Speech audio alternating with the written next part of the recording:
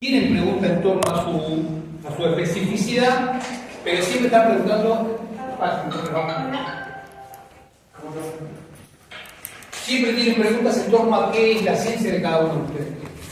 Muchos de ustedes, como algunos de nosotros, nos vamos a dedicar solo a aliviar, a curar, a hacer parto, a resolver el problema de salud que tienen. Pero hay otros que se van a dedicar a la investigación.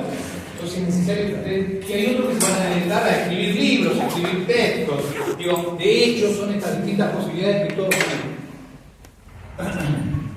Entonces es necesario que esto quede claro.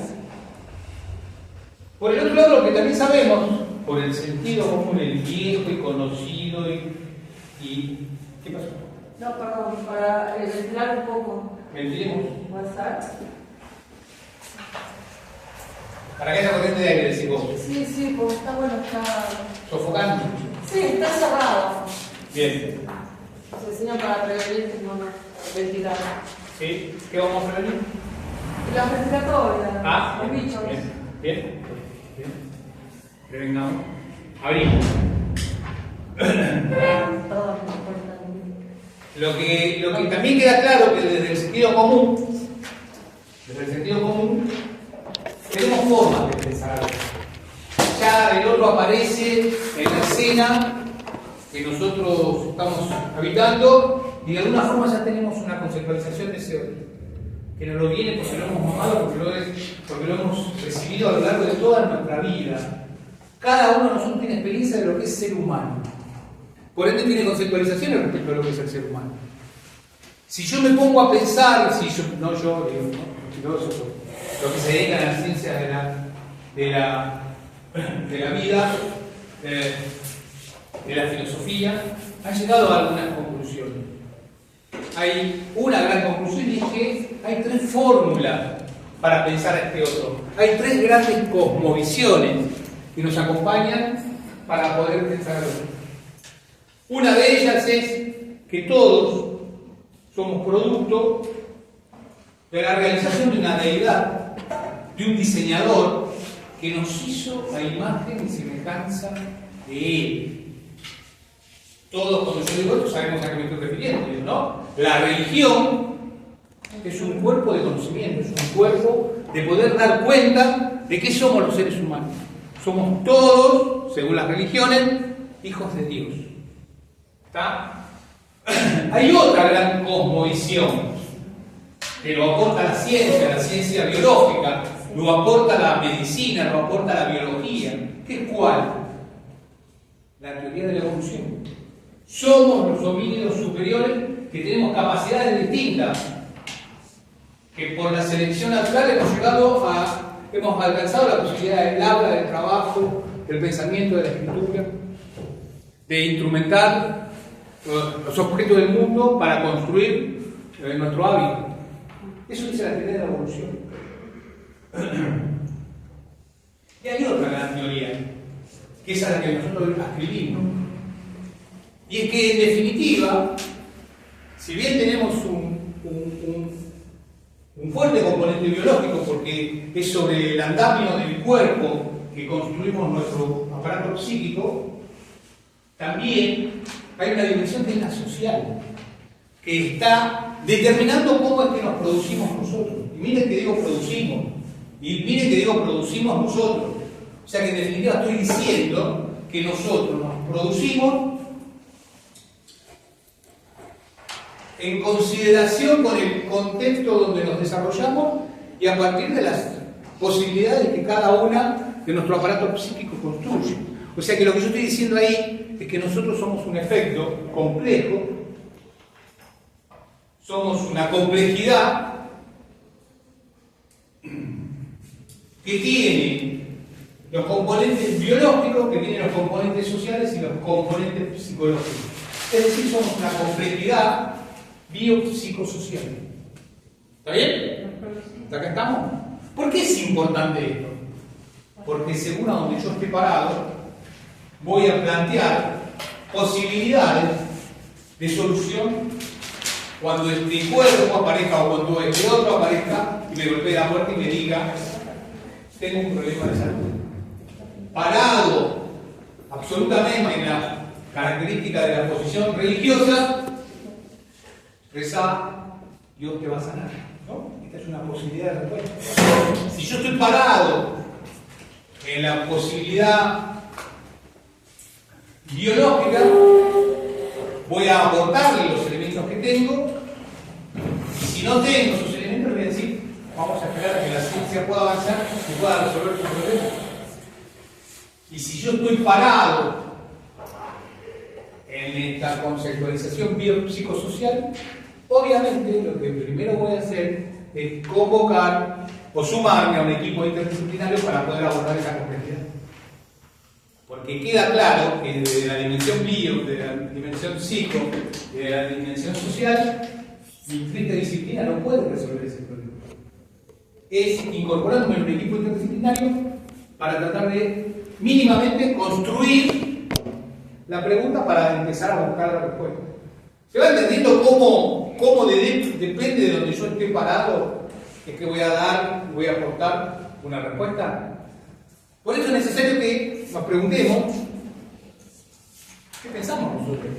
No está ni bien ni mal, ¿no? ¿Qué sé yo? Manes construyó una excelente carrera para poder pensar que la problemática del sufrimiento mental se puede resolver a partir de la dosificación de una medicación. Y no está bien ni mal. Y lo que queda claro que es, yo parado de esta dimensión biopsicosocial, digo, che, aporta, veamos qué dice Mane, ¿no? Y desde la perspectiva social podemos decir, che, veamos si le podemos conseguir el medicamento a esta persona. Aparte de otras cuestiones, digo, la respuesta surge a partir de que desde una instancia interdisciplinaria abordo la complejidad multifactorial que el otro me presenta. ¿Está bien? Pero como estamos en psicología y estamos trabajando esto, yo tengo que tratar de pensar cómo es que surge. ¿Se entiende? Bien. Si es un plomo, si hay algo que no se entiende, me dicen. No porque si es plomo lo puedo resolver, pero al menos yo tengo que buscar otra cosa. Me confundí algo, parece. Dijo que eran tres áreas, sí, la primera dijo que tres era, dimensiones. Sí. Cognitivas, sí, dale. La primera dijo que era, bueno, el doctor era de mi realidad con un diseñador. Contexto social. Contexto social. Yo puse según el entorno como, y con su parte biológica, digamos, ¿no? El entorno. Lo que pasa es que ahí a la hora de pensarlo, a la hora de analizarlo y a la hora de estudiarlo, yo puedo separar lo biológico de lo social de lo psicológico. A la hora de la intervención, esto no está apareciendo. Miren, les doy un ejemplo de la vida cotidiana. Para que veamos por qué, de qué estoy hablando. Una consulta que me entra por una...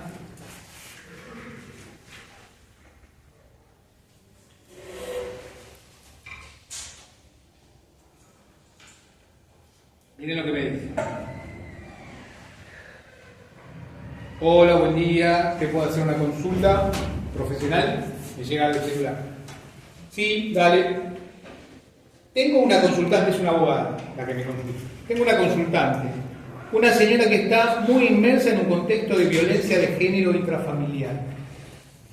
Mamá de 3 niños en edad escolar, 2 de ellos con discapacidad intelectual diagnosticada. Ella tiene una condición de salud mental muy delicada.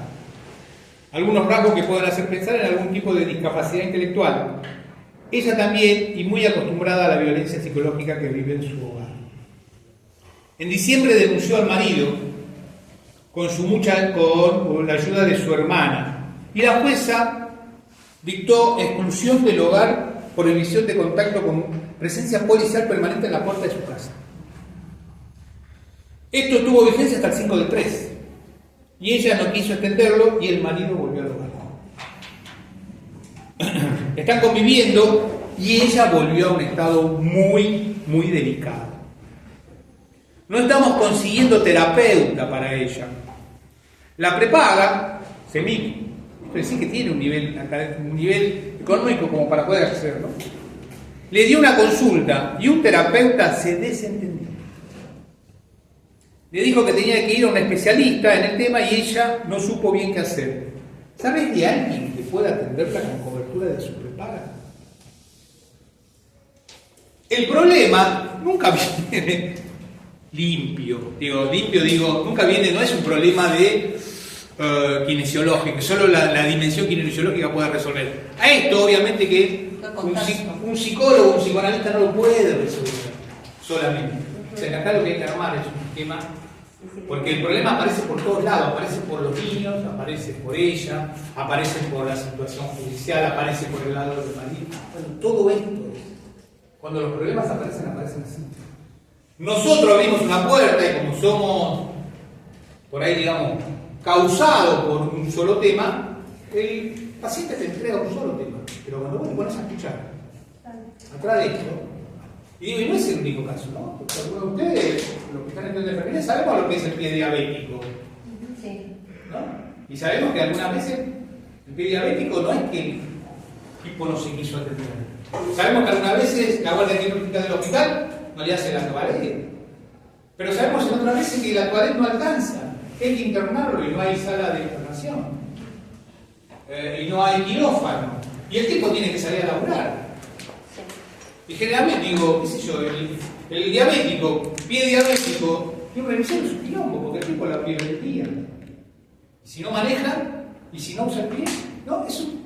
¿Se entiende la problemática? Digo, ¿a dónde los estamos invitando? Sí. Y se avanzó mucho y la terminan cortando también.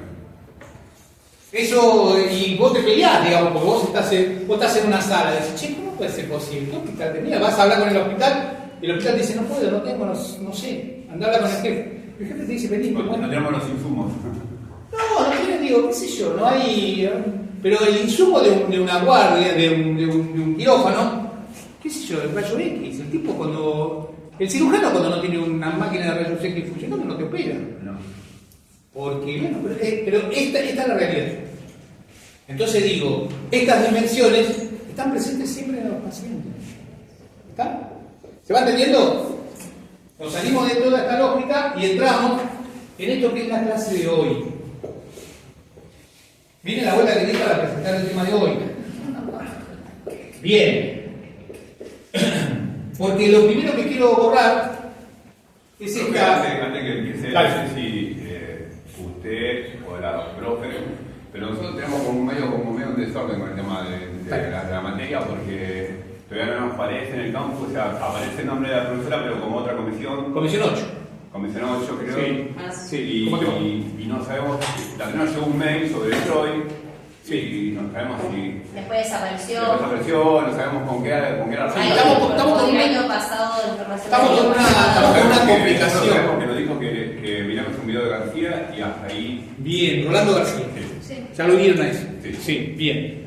Lo que yo les voy a decir lo que vamos a trabajar hoy.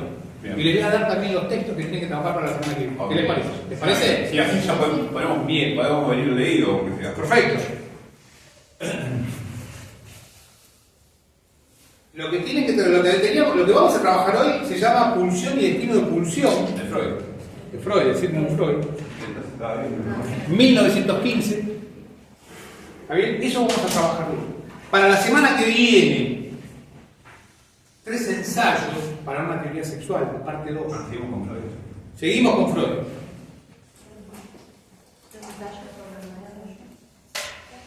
Para ¿Tres teoría ensayos sexual. para? 3 ensayos para teoría. Para una teoría sexual, parte 2. Ese 3 ensayos de Freud son 3 tesis que él construye para pensar la sexualidad humana. En esas 3 tesis encontramos que en la primera aborda por el lado de las perversiones. ¿Sí? Esa es la primera tesis.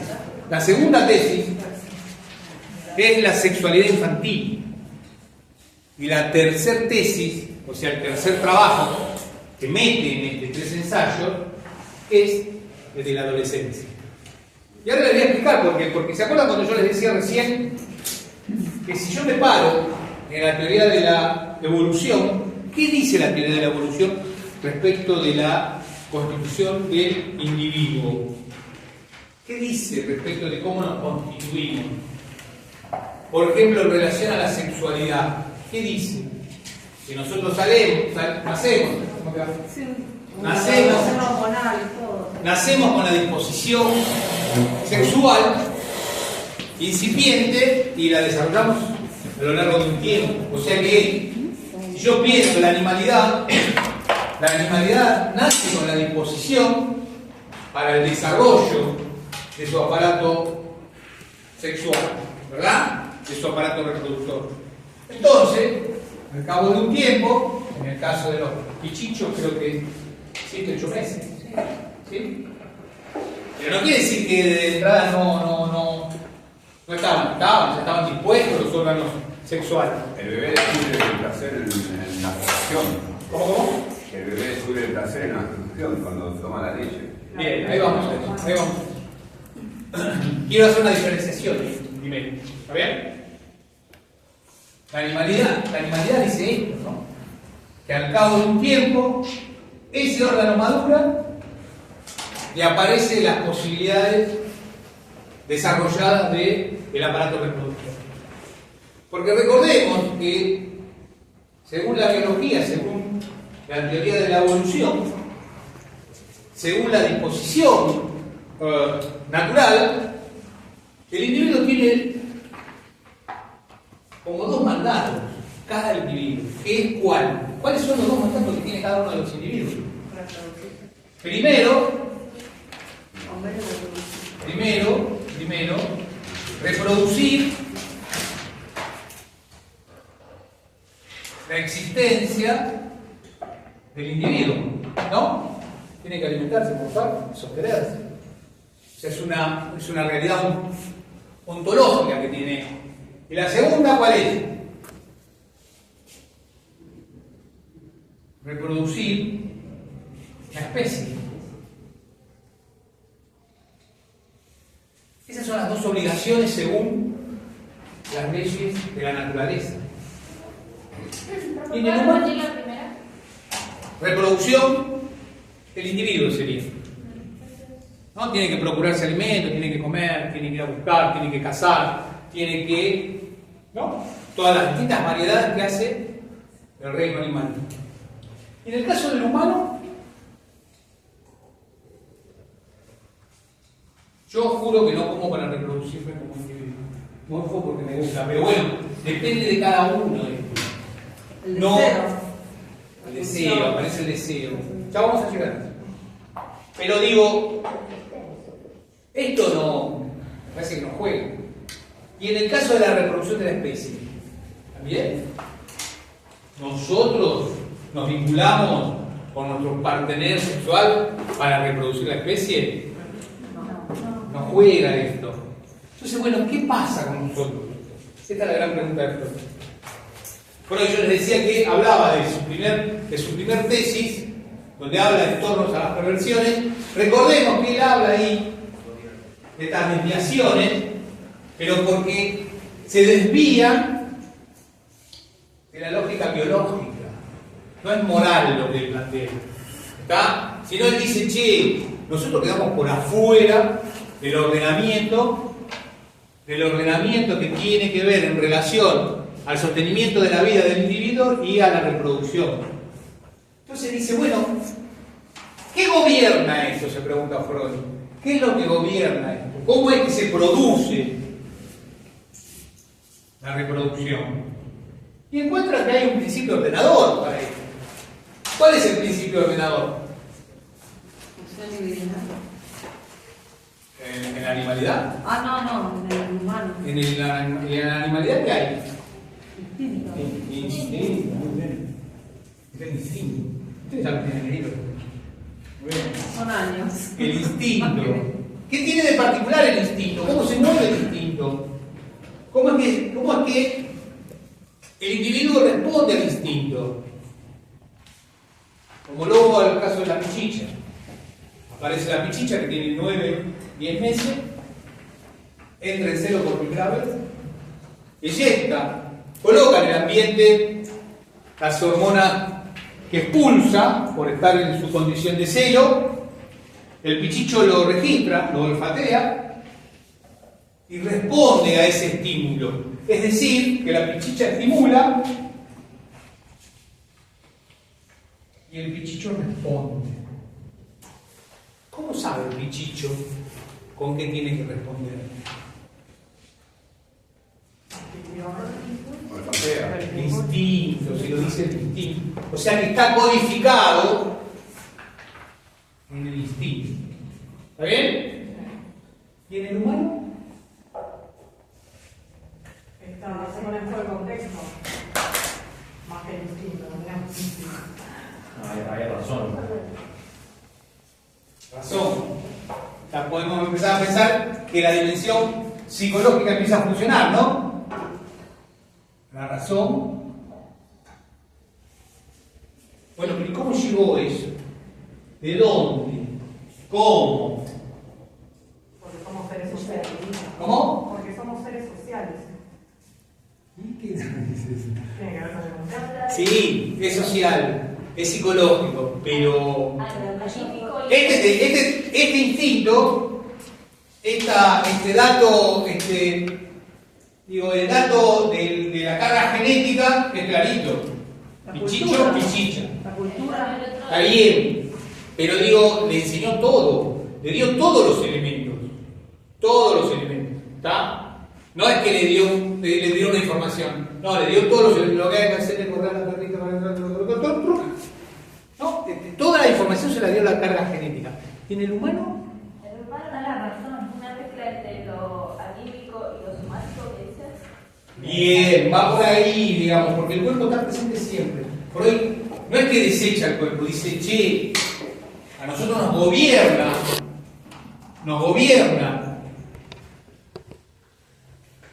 Otro empuje, porque en definitiva el instinto lo que hace es lleva, empuja, plantea, le dice, che, tenés que ir para allá. Es una fuerza de trabajo el empuje, el instinto. Puede ser que el estímulo está igualmente, pero la respuesta siempre va a estar condicionada por varias cosas.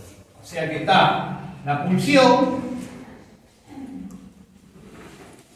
Ahí está, pero lo que vos decís puede ser lo que ella decía, esto de que estamos siempre con un par, y entonces el estímulo puede ser diferente para cada persona, obviamente, ¿no? Bien. Pero el contexto de esto que ella decía, de estar al ser social, es como que hay estímulos de todos lados. Y la satisfacción que busca alcanzar también. Porque Bien. O sea que acá vamos, razón, satisfacción. O sea que hay como una impronta que viene y se construye desde otro orden. ¿Cómo se produce ese deseo? ¿Cómo se produce esa racionalidad? Es lo que vamos a tratar de pensar hoy. ¿Está bien? Lo que sí queda claro, que no es el instinto, todavía no lo expliqué por qué, todavía no expliqué qué es lo que encontramos nosotros en el lugar del instinto. Lo que sí sabemos es que hay un estímulo, todavía no sabemos de dónde viene, porque hay algo muy loco. No, muy loco no dice, pero hay algo que es muy propio del humano, y es que la pulsión no viene el estímulo no viene de afuera, viene de adentro.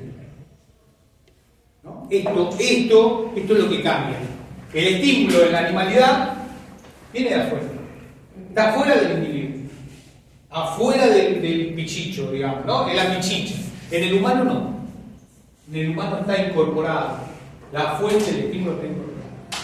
¿Está bien? Ya van a ver por qué lo digo de esta forma. Bien, hasta acá estamos. Vamos por acá. Hay un dato que ustedes por ahí saben más que yo, que tiene que ver en relación a lo biológico. Pero lo que sí también queda claro es que hay algunas cuestiones que van funcionando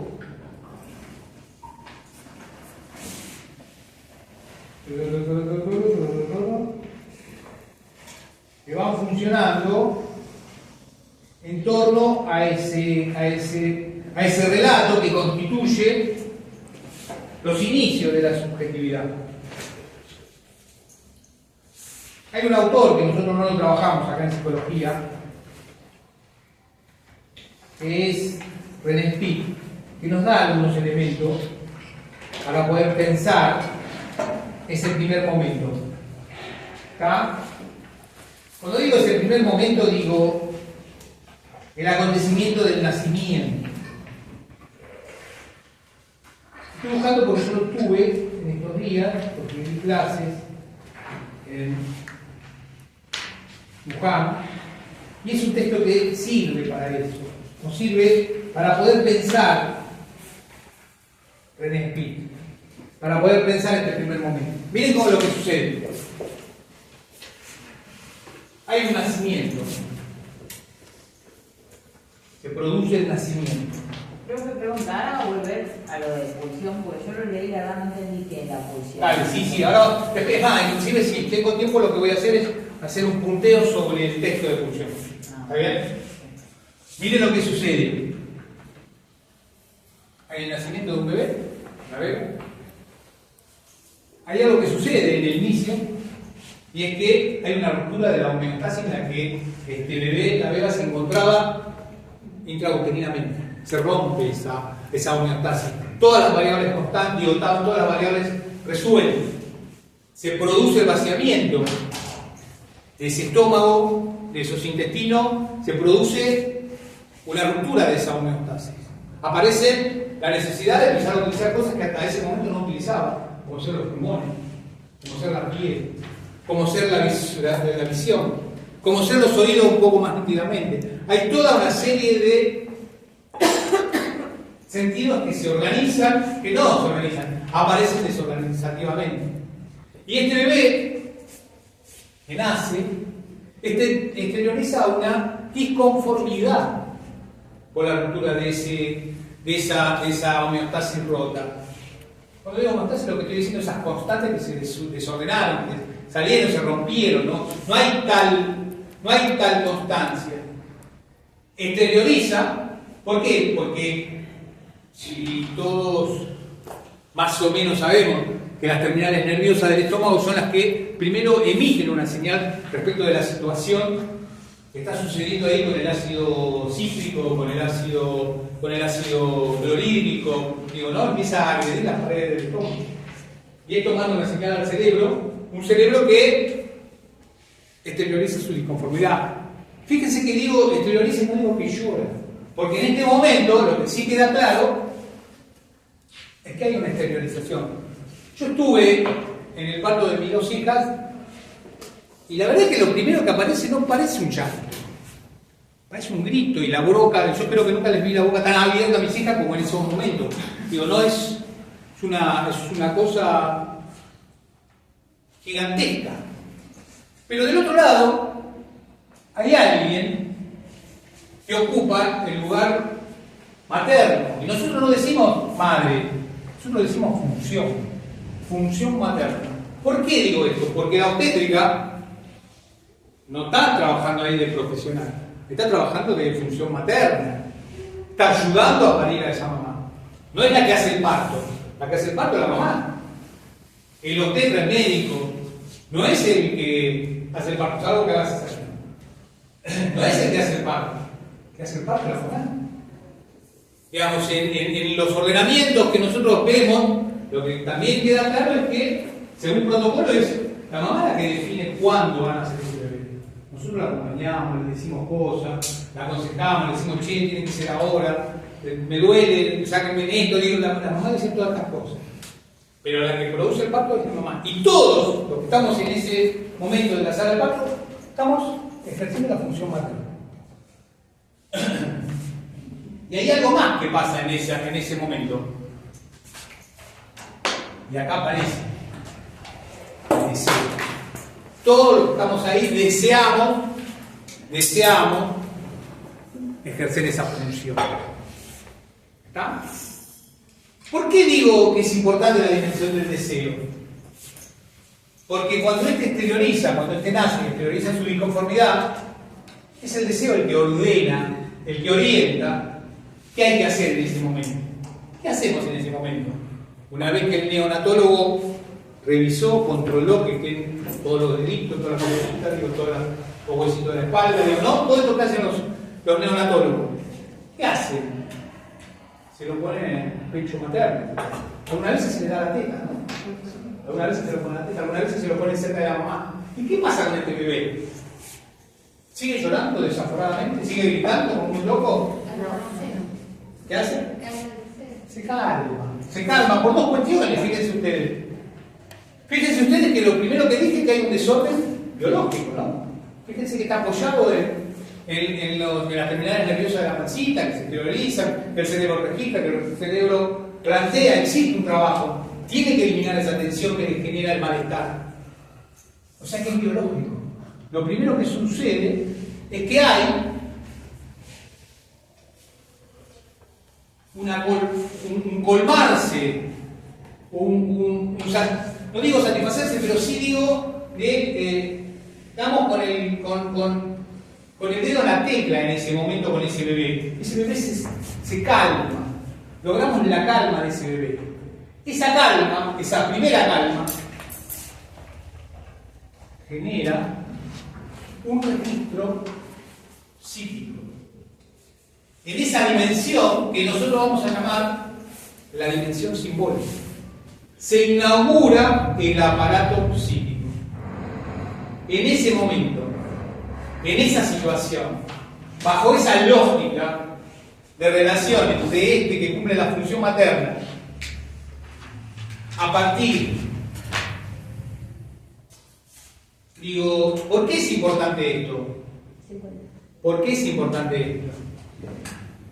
Porque este mismo tipo que yo les estoy diciendo, René Spitz, construye una explicación para los casos del hospitalismo. ¿Ustedes saben lo que es el hospitalismo de los bebés? Sí.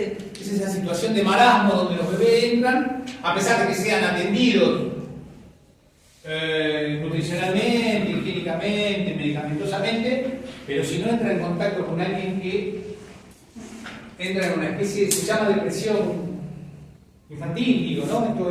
Ese marasmo que se sucede en algún momento de esta criaturita que terminan cerrando la puerta y toman la decisión de irse. O sea que este bebé de entrada está definiendo, está decidiendo. ¿Desde dónde? Desde acá. Acá se colma y acá construye la huella de la satisfacción.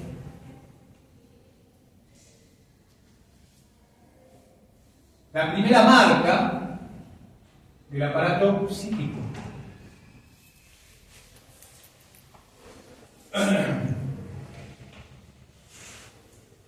Y que tiene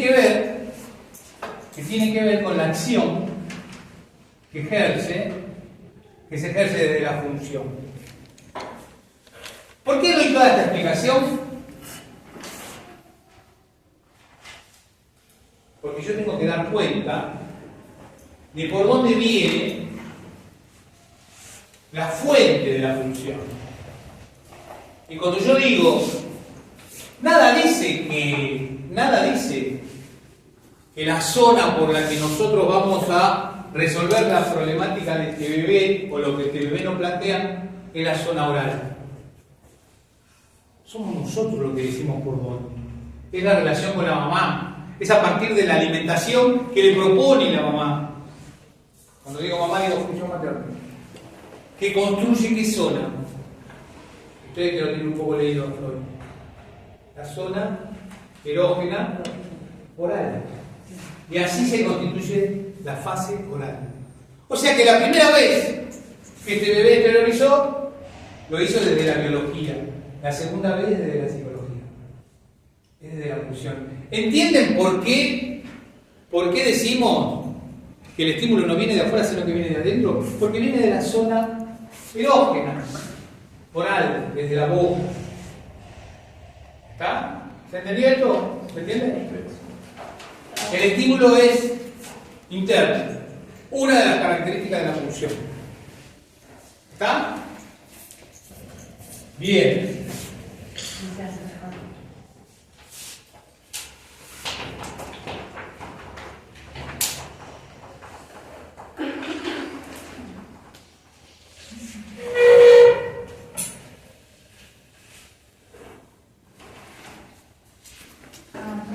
Sí. Perdón, no, me quedé pensando, la huella esta de la satisfacción, que es el primer aparato físico que aparece, está en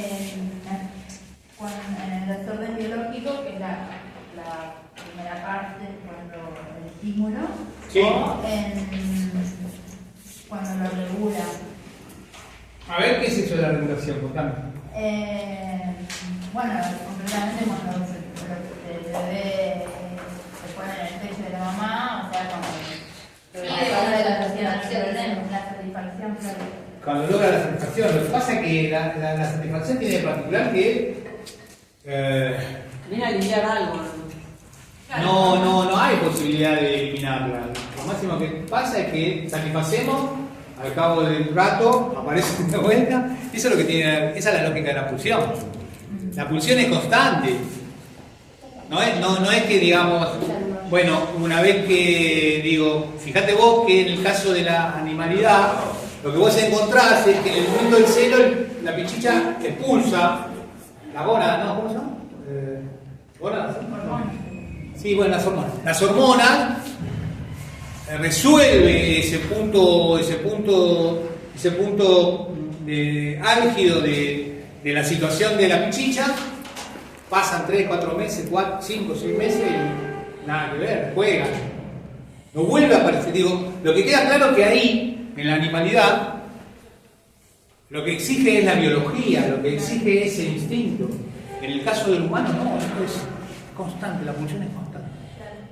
Dice que ahí en Freud que cuando nace el bebé se rompe esa simbiosis de la mamá, entonces lo primero que necesita una conexión y que por medio, o sea, lo llevan al pecho y que lo primero que hace es el reflejo de succión, que eso da una pulsión de que, por ejemplo, alimentarse del chupeteo, que así interviene a validar lo que es la necesidad que tiene el bebé, si de alimentarse como una autoconservación que tiene.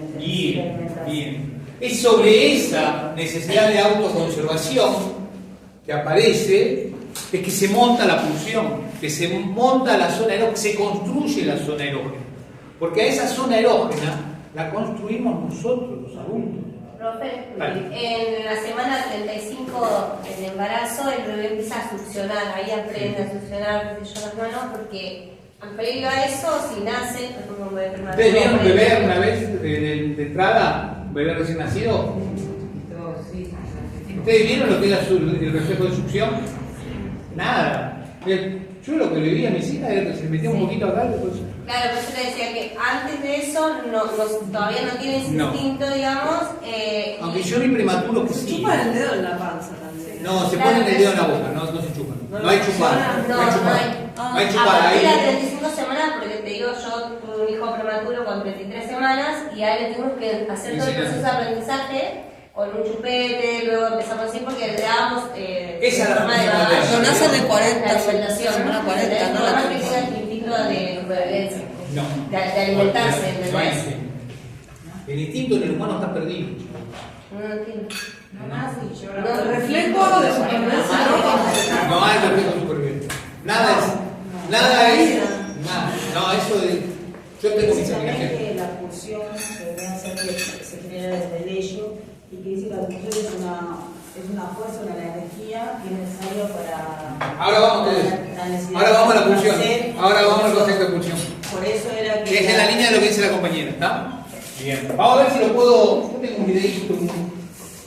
Tengo un power. Suena fuerte, ¿no? Tengo un power. Tengo un. A ver si se lo puedo. Ay, qué bueno. No sé si lo. ¿Puedo de acá? Sí, ¿no? Si no tengo control remoto, ¿se puede? Mira botón. ¡Wow! ¡Maná! ¿Por qué quiero meter este video? Porque este es un. Este es un.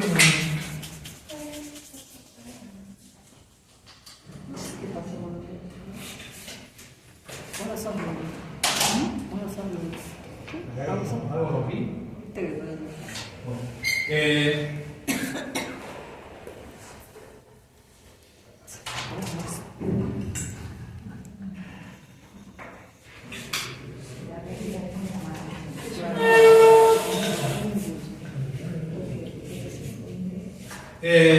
Porque, ¿qué es lo que quiero mostrarles?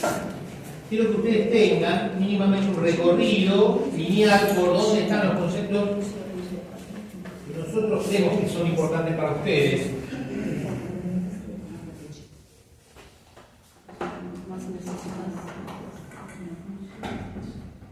¿Parece algo?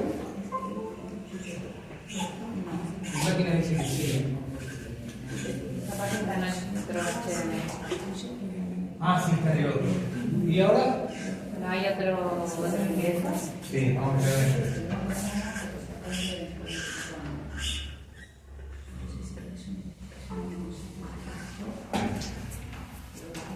¿Pareció? ¿Saben qué dice el cable?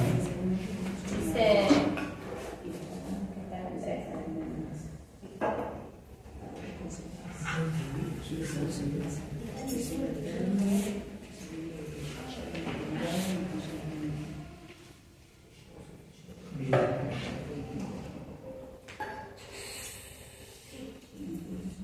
Nada. No. ¿Está en YouTube, profe? ¿Cómo? ¿Está en YouTube? No tengo. Sí, no, estoy en. Ah, pero podría estar en YouTube, ¿no? No, lo tengo yo en mi compu. Si ustedes me dicen, yo lo.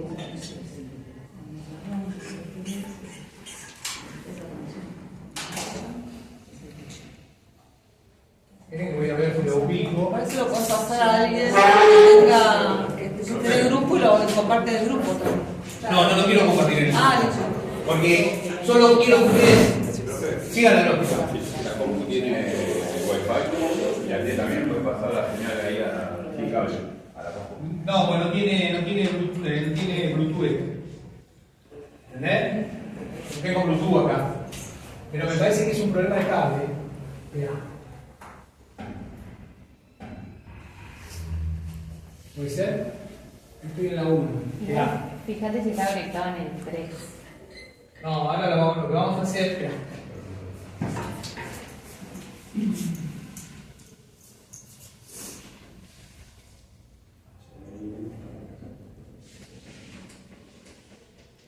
¿Qué estaríamos? Ah, fuente. Fuente.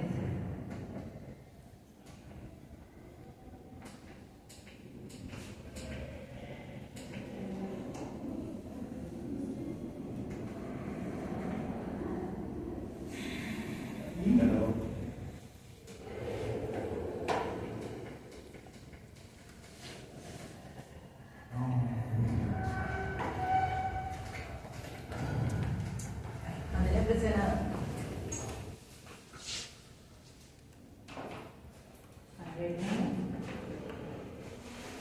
¿Y ahí? ¿Qué dicen? En el 2. ¿En qué está? ¿Quedó en el 2? Sí. A ver. Bueno. No, para mí es el.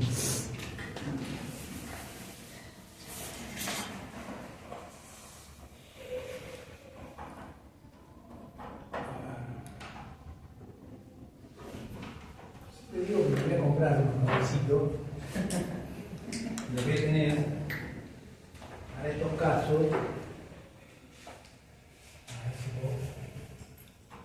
Vamos con el 2, ¿no?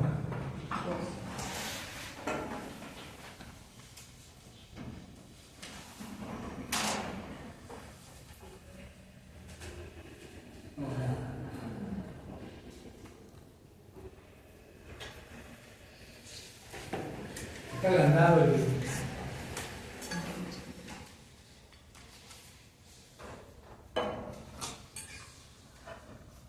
Yo creo que ahí allá tiene un. Yo puedo venir aquí, pero me han hecho toda la mañana. Mientras doy clase, si es de las 8, claro. Bueno, vamos por ahí, listo. Cuestiones a trabajar. Freud, este es un texto que Freud escribe en 1915. Freud va a decir siempre que este texto tiene una dificultad, digo, el concepto tiene una dificultad, el concepto de pulsión. Hay tres definiciones pensadas para el texto, para el concepto de pulsión. Uno de los primeros es pensar que es un concepto fronterizo entre lo anímico y lo somático. Esto es lo que venimos viendo nosotros. ¿Qué quiere decir que sea fronterizo?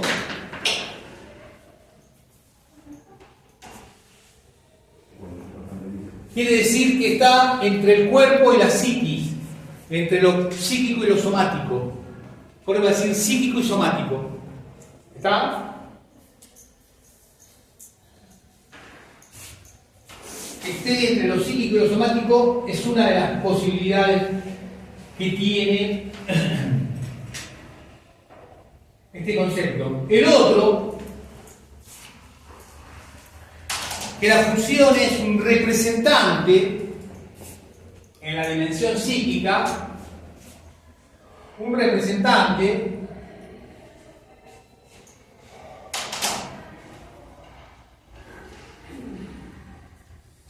de la necesidad del cuerpo, es un representante. Fíjense ustedes que tanto la representación como lo fronterizo nos dice que no es orgánico, ¿está? También va a decir que es, en tres ensayos para la actividad sexual, que es ahí de donde ustedes lo van a trabajar, la agencia representante psíquica de una fuente de estímulo intrasomática. ¿Me puedes repetir? Sí. Lo van a encontrar en el texto. Ah. La agencia representante psíquica de una fuente de estímulo intrasomática en continuo fluir. ¿Por qué dice Freud esto? Porque si nos ponemos a pensar en lo que es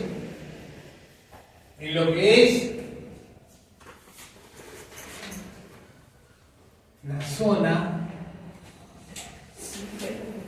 oral,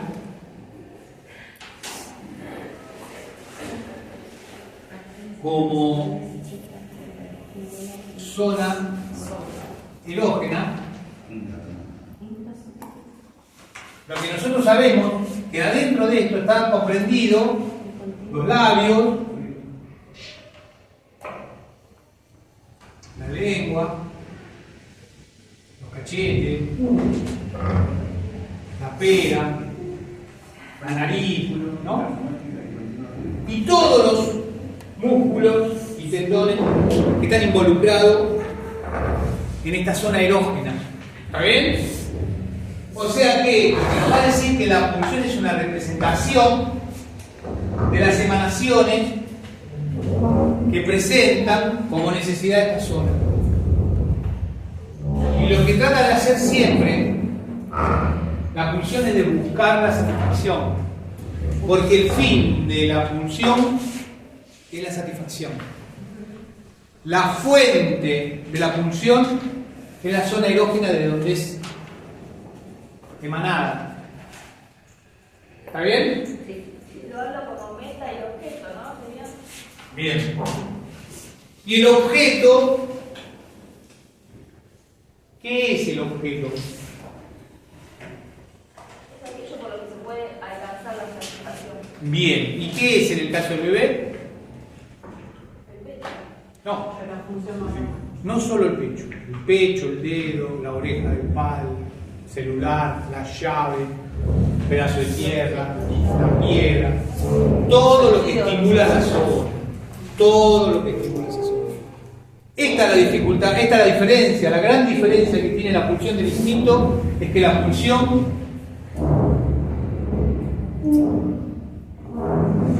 no ancla con un solo objeto. Si vos, en el caso de la animalidad, le cambiás el objeto del instinto, no funciona. No hay posibilidades que sacás el pichicho y pones otro animal y resuelva la emergencia pulsional, la emergencia instintiva de la pichicha. No hay. ¿Está? En el caso del humano sí. En el humano, el objeto es contingente, quiere decir. Freud va a decir contingente. ¿Está bien? ¿Se entendió esto? Sí.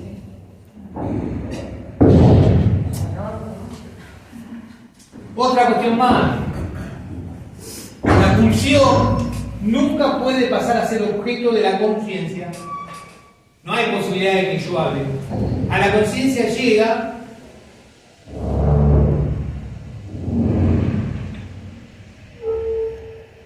una representación. ¿Está? ¿Qué quiero decir con esto?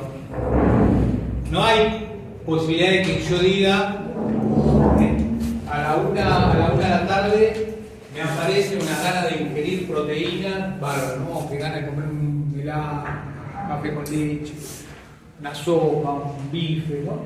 Depende del horario, porque cada día mañana y no estás grande, sí. ¿Proteína? ¿Se surge? Tengo una gana de comer una pancita. Café con leche, sí. Bueno, pero aparece eso, ¿no? Un representante no nos aparece como pulsión.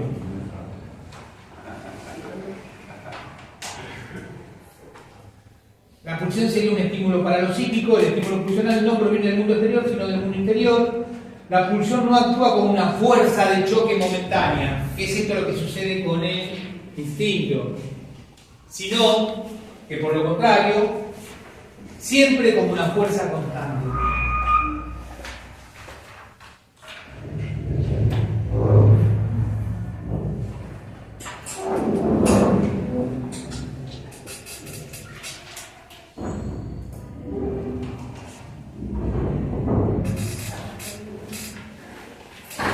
Los estímulos exteriores, en el caso de la animalidad, plantean la necesidad de sustraerse de ellos.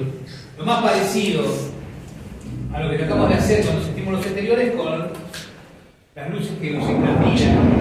Nosotros tratamos de sacar o cerrar los ojos o corrernos, taparnos. Queremos corrernos del estímulo, ¿está? Pero ¿qué pasa con la pulsión? No hay posibilidad de que nosotros podamos correr de la exigencia de la pulsión. No hay esa posibilidad. No entendí bien esa parte. Me voy. Por eso planteamos que la exigencia mucho más elevada al sistema nervioso y lo mueven a actividades complejas, encadenadas entre sí, que modifican el mundo exterior lo suficiente para que satisfaga la fuente interior del estímulo. Si nosotros tenemos el empuje de alcanzar una fruta, por ejemplo, es probable que yo me diga, chicos, ahora vengo, me voy, me compro una fruta, digo, construyo un esquema para resolver el estímulo. El estímulo es interno, el estímulo es la gana de yo de sentir la consistencia, no sé, digo, es el objeto ese que a mí me concentra en ese punto. Yo no puedo sustraerme de eso. Lo que sí puedo hacer es postergarlo, puedo construir un esquema para ir a buscarlo, pero lo que no puedo hacer es sustraerme. Esto es lo que quiere decir Freud con eso. ¿Está bien? ¿Se entendió? Sí. Va por ahí. Bien. Sigo. Un poquito más.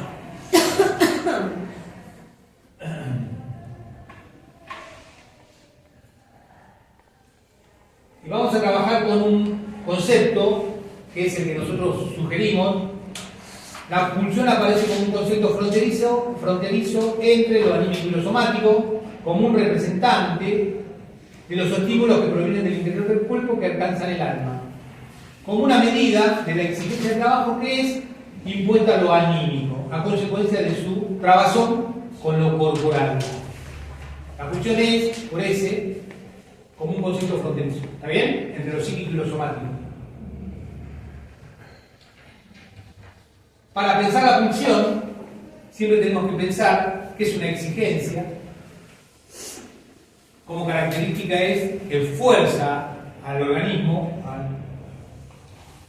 que tiene una meta, siempre tiene una meta. ¿Cuál es la meta? La satisfacción.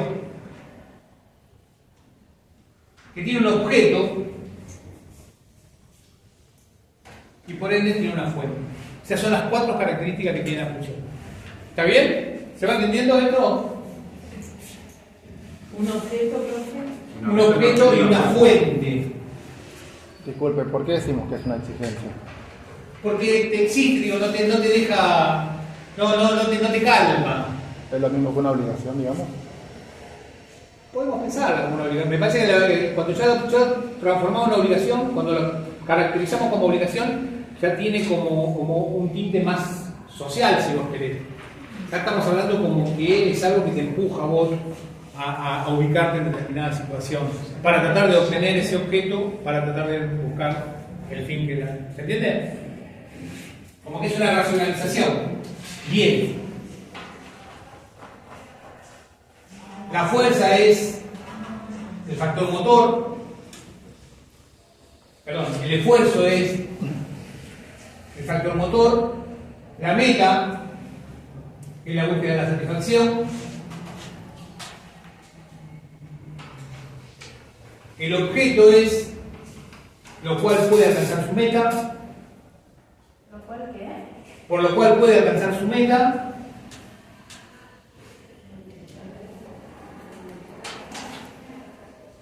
Y la pulsión se entiende, la fuente de la pulsión se entiende por aquel proceso somático interior a un órgano o a una parte del cuerpo cuyo estímulo es representado en la vida anímica por la pulsión.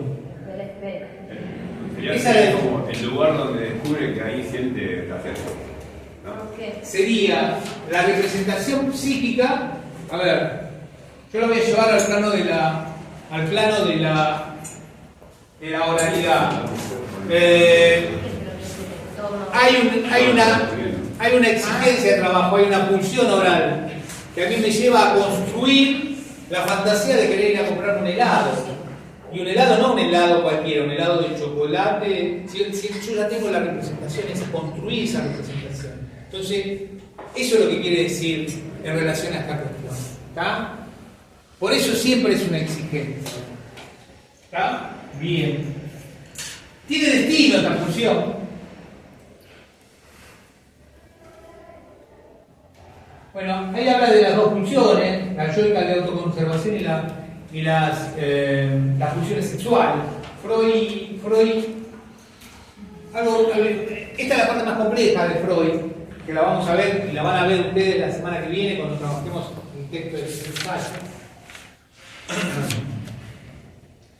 Y es esta dualidad. Freud siempre supuso, siempre sostuvo, siempre quiso sostener que en la vida hay como dos dimensiones, como dos pulsiones, como dos fuerzas internas que nos empujan en el sostenimiento de la vida. Por un lado están las pulsiones yoicas, estas pulsiones de autoconservación, y por el otro lado está la pulsión sexual. Si nosotros nos ponemos a pensar un poquito, vemos que tiene que ver con esto que hablábamos al principio, ¿no? Como estas dos dimensiones, ¿no? Parecía ser que Freud siempre se sostuvo, se quedó apegado a esta. Ahí se parece algo, mira. Que ve, entrará en. La voz, no, es independiente de mí, eso yo. Dice que se va a cerrar, porque nadie le está dando bola.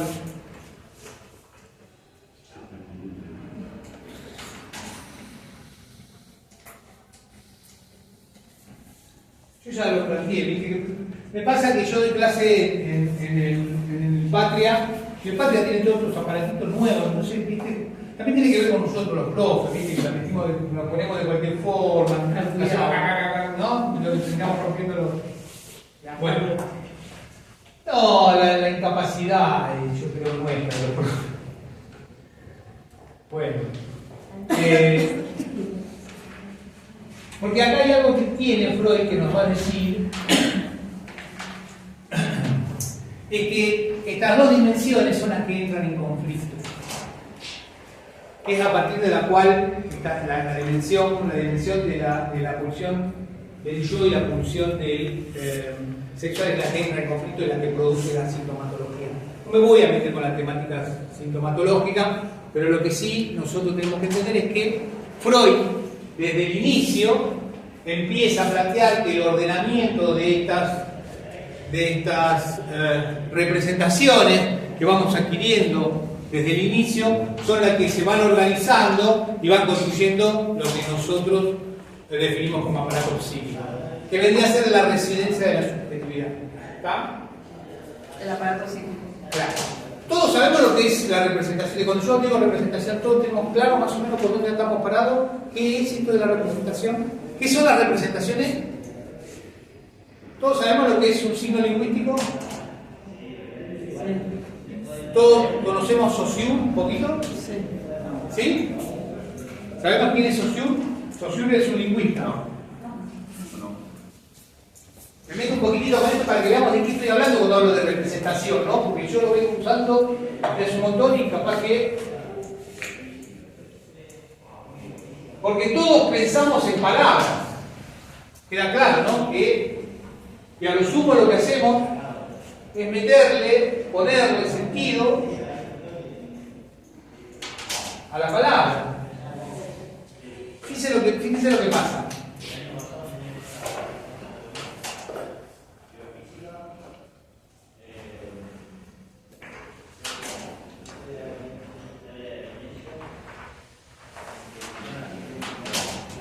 Esto es un signo lingüístico. ¿Qué es esto? Una imagen y un concepto. Así pensamos nosotros. Nosotros pensamos en imágenes. Yo digo árbol, alguno debe tener un árbol distinto al mío, ¿no? Porque algunos tienen arbolitos tipo palito. ¿Vieron eso? Tipo palito. No lo dibujen a ese cuando vayan a hacer cuando vayan a hacer el test de sobre todo el de manejo, porque lo liquidan, pues es el árbol más desprovisto, más despojado de la existencia y habla de nosotros. Cada uno de nosotros, pero esto es un concepto lingüístico.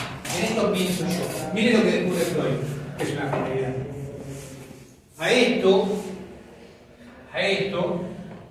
al concepto, yo le pongo afecto. Lo afectivizamos. Entonces, yo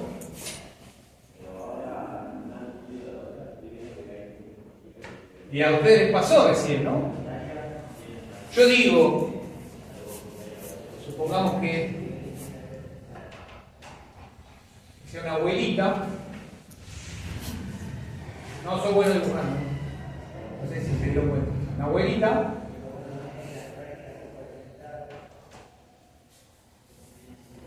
Y depende de lo que cada uno de nosotros tiene construido en relación al concepto abuela, es que ustedes van a poder pensar ese concepto. Si la relación fue mala, fue horrible, fue una vieja jodida, qué sé yo, y yo digo abuela, pero si fue alguien que falleció hace poquito y era una mina muy querida y que esto que aquello, una buena persona, digo todas esas cosas que tienen las abuelas, y capaz que hasta se largan a llorar, porque ponemos afecto en esto. Obviamente, toda la serie de signos, ¿está? Signos lingüísticos. Esto es lo que descubre Freud, que cada concepto tiene una imagen y le clavamos afecto. Pero no es que lo hago yo ahora que soy un jovato. Lo hice desde que nací. Entonces, desde que nací, fui clavándole afecto a cada una de las representaciones psíquicas que yo fui construyendo. Y esas representaciones no solo son a partir de palabras, sino que también son a partir de todas las sensaciones que obtuve a partir de los sentidos. Porque no nos olvidemos que el habla solo es una organización discursiva que nos entra por los oídos o por lo visual, para las personas que saben el lenguaje de leer los labios y por ahí tienen dificultades auditivas. ¿Se entiende esto? A esto le sumamos los gestos que yo hago, la sonrisa, la levantada de cejas, toda la gestualidad, que también es de un lenguaje y que impactan ustedes. ¿Por dónde? Todavía no sabemos manejar telequinesis, pero sí sabemos hablar, ustedes saben ver, yo sé hacer gestos y ustedes saben descodificar los gestos que yo hago. ¿Se va entendiendo? Bueno, cada una de esas emanaciones en ustedes impactan en una representación que ya está afectivizada. O sea que cuando ustedes me responden, no solo me responden de lo que yo digo, sino de la historia de ustedes, de la historia personal de cada uno de ustedes. ¿Se va entendiendo dónde estamos parados? ¿Por qué es importante esto de la pulsión? Bueno, preguntas. A ver cómo estamos. ¿Cómo va? ¿Qué mal les quedó? ¿Qué no entendieron? ¿Qué les disgusta? ¿Por qué lado es un plomo Freud?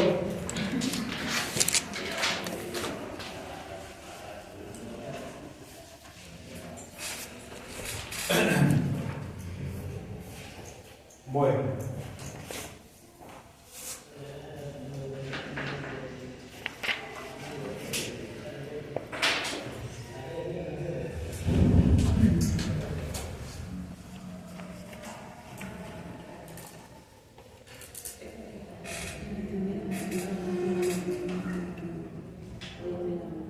De lo que nosotros teníamos que trabajar hoy, los conceptos son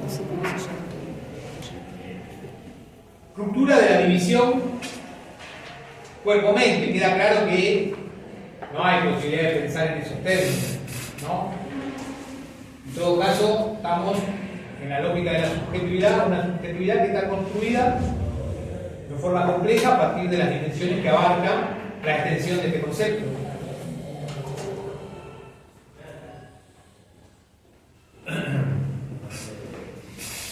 Yo puedo pensar, y como esto funcionó desde entrada, y si nosotros nos ponemos a ver y hacemos memoria, yo siempre encontré algo que le pasaba a la mamá de mi hija más chica, pero bueno, no juntos, pero ahora como ya está grande mi hija más chica, ya digamos, llevamos bárbaro, pero por ejemplo, ella siempre tuvo la cancha, la capacidad, no sé de dónde le sale, de por ejemplo decirle, bueno, ¿te acordás cuando fuimos? Siempre pasó esto. ¿Te acordás cuando fuimos a, qué sé yo, a la terma de San José en Entre Ríos? Sí, qué rica que era la milanesa con ensalada y de papa frita que hacían en ese. Ella se acordaba del morfi, pero exacto, era exacto. Yo le discutía algunas veces para ver si se equivocaba. No se equivocaba nunca. Bueno, ¿te acordás la vez que fuimos a, qué sé yo, al Palacio San José y que comimos a donde comían? Sí, qué rico que eran los muffins de dulce de leche, con dulce de leche que hacían en ese. Y exacto, era exacto, ella se acordaba de esa cuestión. ¿Esto quiere decir que ella era una genia en esto? Sí, era una genia en esto. Pero lo que quiero decir es que siempre hay posibilidades de que nos acordemos de los acontecimientos del pasado y que tiene que ver por cómo, esta se la toco y no es una mosca, la abeja o una abeja, la abeja, ¿no?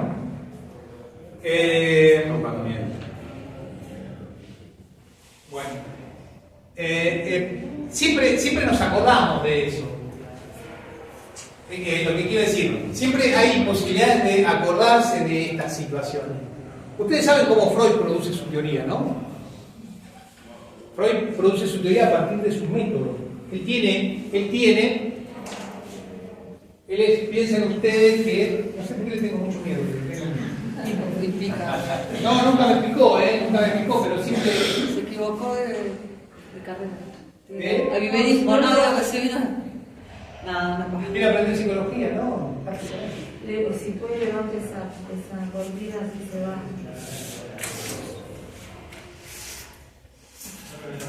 ¿Así que la corriente la va a sacar? No, pero por el aire, se va. Bueno. Tenemos problemas con las abejas, ¿saben, no? Que los insecticidas y todas las cosas que se utilizan en el campo las están olvidando.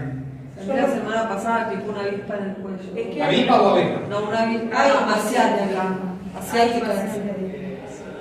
Puede estar. El miedo nos desconcentra. Bueno, sigo un poquito.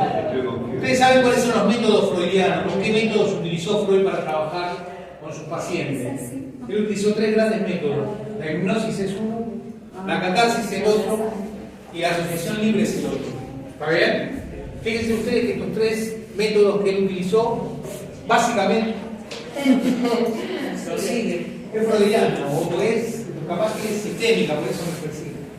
Estos 3 grandes métodos, fíjense ustedes que lo que tienen jugado es en la palabra.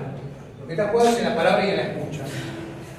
Freud utilizó distintos métodos, porque en esa época la psiquiatría utilizó, piensen que él era un psiquiatra, un neurólogo y un neuropatólogo. El neuropatólogo es aquel que busca las enfermedades en las personas una vez que se hicieron, ¿no? Es un busca el origen de las patologías. Y la forma de buscar las patologías en los humanos es, una vez que desgraciadamente fallece la persona, se busca cuáles eran los órganos que estaban comprometidos en el padecimiento de esa persona. Piensen ustedes que a los seres humanos con dificultades y con padecimientos mentales se han utilizado desde la hidroterapia al pasaje de electricidad por el cuerpo, a la lobotomía se ha llegado para tratar de aliviar la problemática del padecimiento psicológico. Freud no utiliza ninguno de estos, sino que lo que utiliza es el método de la oralidad. Entonces, en una de ellas intenta que la hipnosis, que no es otra cosa de sugestionar al paciente para situarlo al paciente en los tiempos de la constitución del trauma, del trauma, para que pueda relatar las condiciones de realización de ese síntoma. Ustedes piensen que el gran síntoma que tiene la psicología, el psicoanálisis o la psiquiatría es la emanación y la dificultad de la tramitación de la angustia. Esta angustia a nosotros nos da inhibiciones, nos da evitaciones,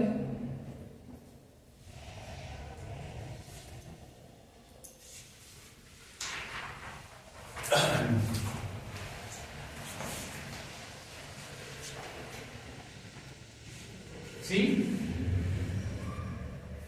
Estos son los 3 grandes problemas que tenemos en la psicología, como humanos. Obviamente que constituimos cuadros psiquiátricos, cuadros nociológicos, porque es la historia del abordaje de la problemática de la salud mental ha dado cuadros psiquiátricos, ¿no? Nosotros conocemos la paranoia, la demencia, la esquizofrenia, ¿no?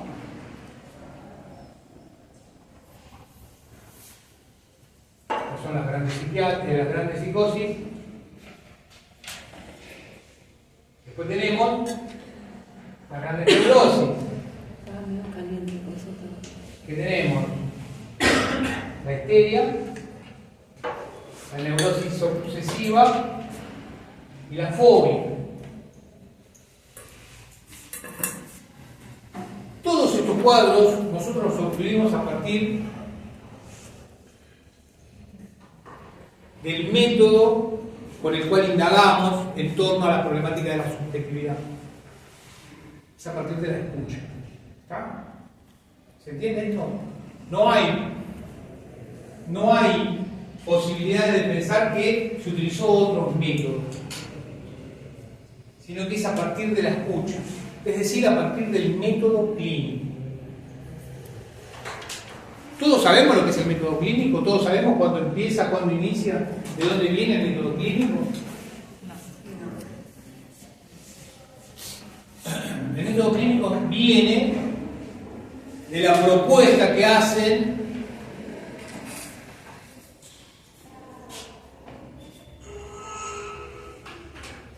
los primeros que abordan la problemática institucional que presentaban los pacientes de un lugar que se llamaba la Salpêtrière. ¿Ustedes saben lo que era Salpêtrière? Bueno, es el hospital de la Salpêtrière, es un hospital muy viejo que tiene en París, que es un hospital alrededor del 1500, surge o se constituye a partir del 1500-1600. La Salpêtrière era un lugar de reposo de personas que no podían sostenerse en la vida cotidiana de París. ¿De cuándo estoy hablando? Estoy hablando de la época monárquica. Nosotros recordamos que el gran evento de la Revolución Francesa fue la liberación de la Bastilla, ¿no? La toma de la Bastilla, toma y liberación de la Bastilla. 1779. ¿Saben cuántos prisioneros había en la Bastilla? Cuando abren sus puertas y liberan, 5, 7. No había casi nadie. ¿Saben cuántas personas había dentro de la Salpêtrière? Entre 6.000 y 7.000 personas.